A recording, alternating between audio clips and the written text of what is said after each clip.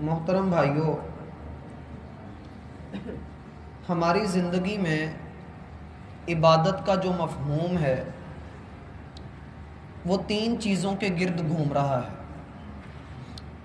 پہلا یہ کہ اپنے جسم کے ذریعے عبادت ہم کرتے ہیں، مثلا نماز ادا کرتے ہیں، روزہ رکھتے ہیں، حج کرتے ہیں، اس کو ہم بدنی عبادات کہتے ہیں۔ کچھ عبادتیں ایسی ہیں جو ہم اپنی زبان کے ذریعے کرتے ہیں، مثلا ہم اللہ کا ذکر کرتے ہیں، دعائیں کرتے ہیں، نماز کے اذکار کرتے ہیں، یہ ہماری قولی عبادات کہلاتی ہیں۔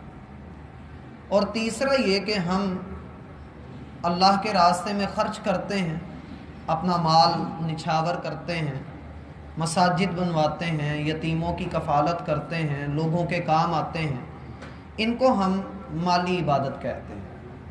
اور بعض لوگ التحیات للہ والصلوات والطیبات اس کا ترجمہ بھی یہی کرتے ہیں کہ تمام قولی، فعلی اور بدنی عبادتیں للہ، وہ اللہ کے لیے ہیں۔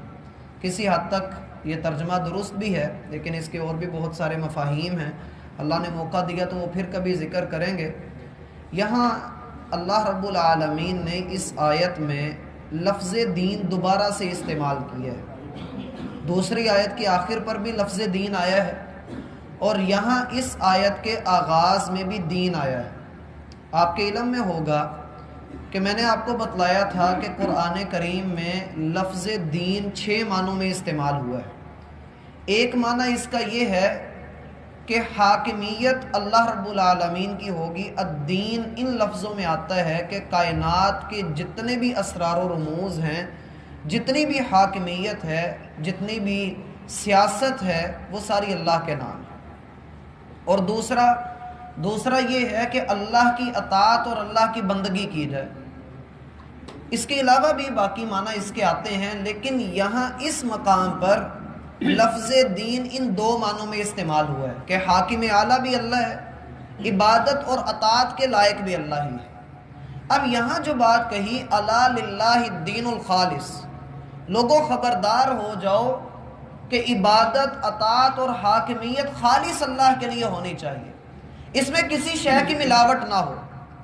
اگر آپ خالص پانی لا رہے ہیں اور اس کے مقابلے میں آپ کو دوسرا جو نمکین پانی مل رہا ہے، آپ کبھی بھی اس کو خالص نہیں کہیں گے، حالانکہ دیکھنے میں وہ بھی پانی ہے، اس کا بھی وہی رنگ ہے، اس کی بھی وہی بو ہے، لیکن ذائقے کے اعتبار سے وہ مختلف ہے وہ پانی۔ آپ دونوں سامنے رکھ دیں، چکھے بغیر آپ اس میں فرق محسوس نہیں کر سکتے۔ اور اللہ جو علیم بذات الصدور ہے، وہ تو چاہتا ہے کہ بندہ خالص ہو کر اس کے سامنے آئے۔ اور یقین رکھیے کہ اگر کوئی بندہ خالص ہو کر اللہ کی رضا کے لیے کوئی کام کرتا ہے، اللہ اس کے عمل کو ضرور قبول فرماتے ہیں۔ لوگوں نے پوچھا اللہ کے رسول، اللہ کا محبوب عمل کون سا ہے، سب سے زیادہ پسندیدہ عمل کون سا ہے؟ آپ نے فرمایا ادومھا وان قل، ایسا عمل جو ہمیشہ کیا جائے، بے شک وہ تھوڑا ہی کیوں نہ ہو۔ ایسا عمل جو ہمیشہ کیا جائے، بے شک وہ تھوڑا ہی کیوں نہ ہو۔ اور دوسری بات یہ ہے کہ اگر کسی بندے کا عمل کتنا ہی خوبصورت کیوں نہ ہو، اگر اس میں خلوص کی کمی ہے، اللہ اس کے عمل کو رد کر دیتا ہے، اس کا عمل قبول نہیں کیا جاتا، وہ اس کی قولی عبادت ہو، فعلی ہو یا بدنی ہو، کسی بھی طرح کی اس کی عبادت ہو، مالی عبادات ہوں، قولی عبادات ہوں، اللہ ان کو رد کر دیتا ہے۔ اور حدیث میں آتا ہے کہ بندے کے اعمال ترفع الاعمال الی اللہ، بندے کے اعمال اللہ کی طرف بلند کیے جاتے ہیں۔ اگر ان میں اخلاص کی کمی ہو تو یوں سمجھ لیجیے جس چیز نے ان کو اوپر لے کر جانا ہے وہ ہمارا خلوص ہے۔ اگر خلوص نہیں تو حدیث میں آتا ہے بندوں کی نماز، بندے کی عبادت اس کے کندھے سے بھی اوپر نہیں جاتی، اس کے منہ پر مار دی جاتی ہے۔ وہ اسی کے لیے ہوتی ہے کہ بھائی تو نے لوگوں کو دکھانے کے لیے عبادت کی، تو نے اپنی تعریف کی چاہ میں عبادت کی، تو رکھ اس کو اپنے پاس ہی۔ اللہ کو وہ عبادت پسند ہے جو بندہ چھپ کر کرے۔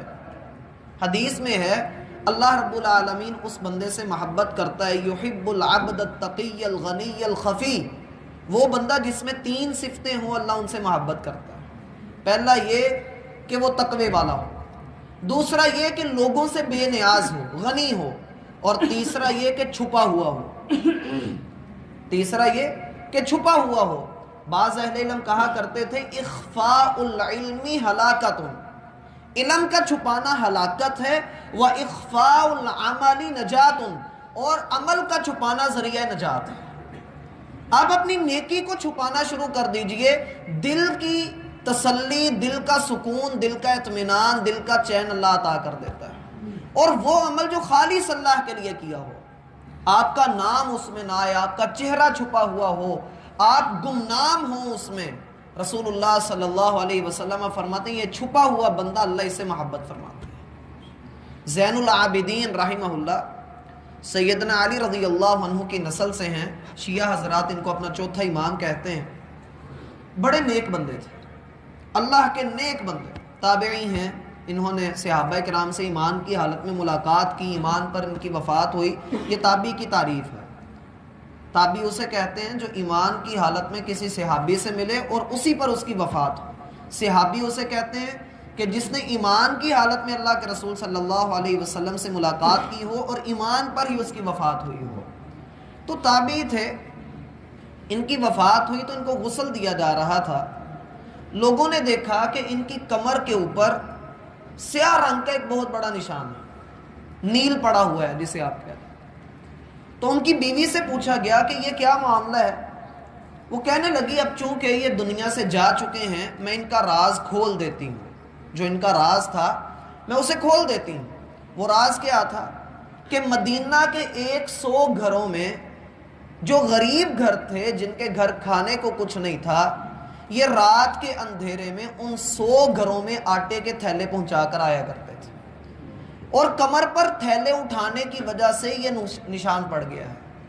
اللہ سبحانہ و تعالیٰ کو وہ کتنے محبوب ہوں گے، کتنے اللہ رب العالمین کے وہ قریب ہوں گے جو بندے خالص ہو کر عمل کر رہے ہیں۔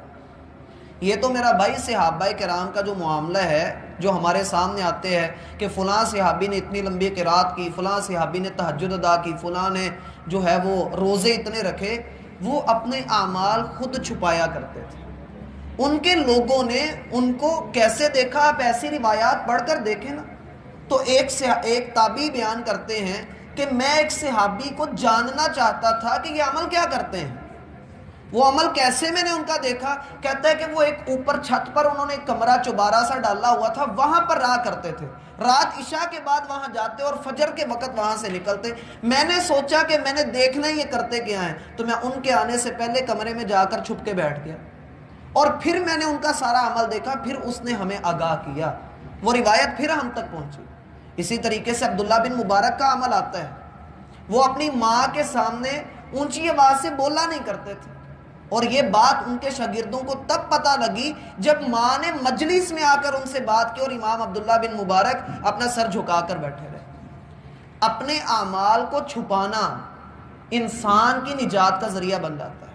بندے کو خود پتہ نہ ہو کہ میرا عمل کیا ہے، لیکن ہمارا المیہ یہ ہے کہ ہم عمل کر کے اسے یاد رکھتے ہیں اور گناہ کر کے بھول جاتے ہیں۔ اور میرا بھائی یاد رکھیں، یہ منافقت کی نشانی ہے، یہ منافقت کی نشانی ہے۔ مومن ہمیشہ اپنے گناہ کو یاد رکھتا ہے اور اپنی نیکی کے بارے میں یہی سوچتا ہے کہ لا حول ولا قوت الا باللہ، اے اللہ گناہ سے بچنے کی طاقت نہیں تھی، وہ تو نے دی تھی، میں اپنی مرضی سے نہیں بچا، وہ تیری رضا تھی، تیری مدد تھی، اس لیے میں بچا ہوں، اور اے اللہ یہ نیکی اگر میں نے کر لی ہے تو میرے اندر اتنی سخت نہیں تھی، یہ تیری توفیق ہے، تیری مدد شامل حال ہوئی، اللہ میرا تو کچھ بھی کمال نہیں۔ یہ عاجزی اللہ کو پسند ہے، یہ چیز اللہ اپنے بندوں میں دیکھنا چاہتے ہیں۔ اسی لیے صحابہ کرام میں جب یہ رنگ نظر آیا تو اللہ نے فرمایا کہ اگر باقی لوگ ایسا ایمان لائیں جیسا صحابہ ایمان لائیں تو وہ بھی ہدایت والے بن جائیں۔ پھر اللہ فرماتے ہیں صبغۃ اللہ ومن احسن من اللہ صبغہ، اللہ کا رنگ، اللہ کے رنگ سے بہترین رنگ ہوگا کون سا؟ اب ہمارا المیہ یہ ہے کہ جب ہم اللہ کی عبادت کو خالص نہیں کر رہے، اطاعت اللہ کی نہیں کر رہے، تو ہمارا معاشرہ جب ہم اسے منع کرتے ہیں، ہم نے اپنے پیروں کو، اپنے مشائخ کو، لوگوں کو خدا بنایا ہوا ہے۔ بالخصوص اس میں دینی طبقہ بڑا انوالو ہے۔ ہم دیکھتے ہیں لوگ جاہلیت میں لوگوں کو سجدے کر رہے ہیں، عورتیں بڑے بڑے پیروں کو جا کر جو ہے ان کے گلے لگ رہی ہیں، ان کے جسم کو چھو کر برکت حاصل کر رہی ہیں۔ یہ کسی سے ڈھکی چھپی باتیں نہیں ہیں۔ ہم جب ایسے لوگوں کو منع کرتے ہیں اور بتلاتے ہیں کہ یار اللہ کے رسول سے بڑھ کر برکت والا کون ہوگا، آپ نے تو کبھی ایسا نہیں کیا۔ فرمایا لا اصافح النساء، میں عورتوں سے مصافحہ نہیں کرتا، میں ان سے ہاتھ نہیں ملاتا۔ اتنی آپ نے اپنی زندگی میں اپنے کردار کو بے لاگ اور مضبوط رکھا ہے، تو پھر یہ معاملہ کیا ہے؟ تو وہ آگے سے جواب کیا دیتے ہیں؟ وہ آگے سے کہتے ہیں کہ بھائی ہم اپنے پیر صاحب کی عبادت نہیں کرتے، ہم عبادت اللہ کی کرتے ہیں۔ یہاں آپ کو دین کا معنی ذہن میں رکھنے، ایک اللہ نے دین کا معنی عبادت ذکر کیا ہے، ایک اس کا معنی ہم نے اطاعت ذکر کیا ہے۔ وہ کہتے ہیں ہم ان کی عبادت نہیں کر رہے کیونکہ عبادت کا حق اللہ کا ہے، ہم عبادت تو اللہ کی کر رہے ہیں، تو بھائی پھر اس کو سجدہ کیوں کر رہے ہو؟ اس کے نام کا نذرانہ کیوں دے رہے ہو؟ چڑھاوا کیوں چڑھا رہے ہو؟ تم تو کہتے ہو ان صلاتی و نسکی و محیای و مماتی للہ رب العالمین، میری نماز، میری قربانی، میرا جینا، میرا مرنا میرے رب کے لیے ہے، تو تیری قربانی کسی اور کے نام کیوں جا رہی ہے؟ اس کی وجہ کیا ہے؟ وہ آگے سے جواب دیتا ہے اس لیے کہ یہ اللہ کا ولی ہے، یہ اللہ کا دوست ہے۔ اب اللہ کا جو دوست ہے، میں اگر اللہ کے دوست کو خوش کروں گا تو میری کوئی کمی ہوگی نا، تو اللہ کا دوست میری سفارش کرے گا اور میرا کام بن جائے گا۔ یہ بالکل وہی عقیدہ ہے جو انسان نے اپنی عقل سے سمجھا ہوا ہے۔ کیسے؟ ہم نے آج کسی مثلا ڈی سی او سے ملنا ہو تو ہم سب سے پہلے جا کر ڈائریکٹ ڈی سی او سے مل لیتے ہیں؟ نہیں، ہم پہلے کلرک سے ملتے ہیں جا کر، یا ٹائم لے کر دو، ہمیں پتہ لگے ہم نے کس ٹائم آ کر ملنا ہے، پھر وہ اپنے اوپر اسسٹنٹ سے بات کرتا ہے، پھر سیکٹری سے بات ہوتی ہے، پھر کہیں جا کر کوئی ہفتے کے بعد پتہ لگتا ہے جی فلاں دن صاحب نے بیٹھنا ہے، پھر اس دن آ جانا۔ ایسے ہی ہوتا ہے، کیوں نہیں ایسے ہی ہوتا ہے؟ ہم ان کے ساتھ طے کرتے ہیں۔ لیکن اللہ سبحانہ و تعالیٰ کے بارے میں ایسی بات کہنا، ایک حد تک تو یہ بات درست ہے کہ یار اللہ تو سب بادشاہوں کا بادشاہ، اللہ تو سب سے اونچا ہے، تو اس تک پہنچنے کے لیے بھی تو کسی کی ضرورت ہے۔ لہٰذا چھت پر جانے کے لیے اگر سیڑھی چاہیے تو ہمیں اللہ تک پہنچنے کے لیے بھی کسی سہارے اور وسیلے کی ضرورت ہے۔ ٹھیک ہے، عقل یہ کہتی ہے کہ بات بالکل درست ہے، لیکن سوال اس پہ ہی اٹھتا ہے کہ کیا اللہ ہمارے جیسے ہی ہے؟ بالکل بھی نہیں۔ ہم بھی دیکھتے ہیں، اللہ بھی دیکھتا ہے، لیکن اللہ کی قسم یہ مقابلہ ہے ہی نہیں کہ اللہ کے ساتھ ہم اپنے دیکھنے کا مقابلہ کریں۔ وہ ایسا دیکھتا ہے کہ کالی رات ہو، کالے پتھر ہوں، کالی چیونٹی ہو، کالے بادل چھائے ہوئے ہوں، وہ اس چیونٹی کے قدموں سے پیدا ہونے والی لکیروں کو بھی دیکھ رہا ہے، چاپ کو سن بھی رہا ہے، وہ ہر چیز کو جاننے والا ہے، جبکہ ہمارے اندر یہ ایبلٹی نہیں ہے۔ سوال اس کا جواب یہ آتا ہے کہ لوگوں اللہ کے لیے مثالیں بیان نہ کرو، اللہ کے لیے مثالیں نہیں ہم بیان کر سکتے۔ یہ میری عقل نے ایک مثال بیان کر دی کہ یار چھت پہ جانے کے لیے سیڑھی کی ضرورت ہے، میں نے مان لیا، لیکن جب میں نے قرآن کا مطالعہ کیا 21ویں پارے میں سورۃ الروم مجھے کہتی ہے فَلَا تَضْرِبُوا لِلَّهِ الْأَمْثَالَ، لوگوں اللہ کے لیے کوئی مثال بیان نہیں کرنی، وہ کیا ہے وہ تمہاری سمجھ سے بالا تر، لَيْسَ كَمِثْلِهِ شَيْءٌ، کوئی چیز اس کی مثال میں بیان کی ہی نہیں جا سکتی۔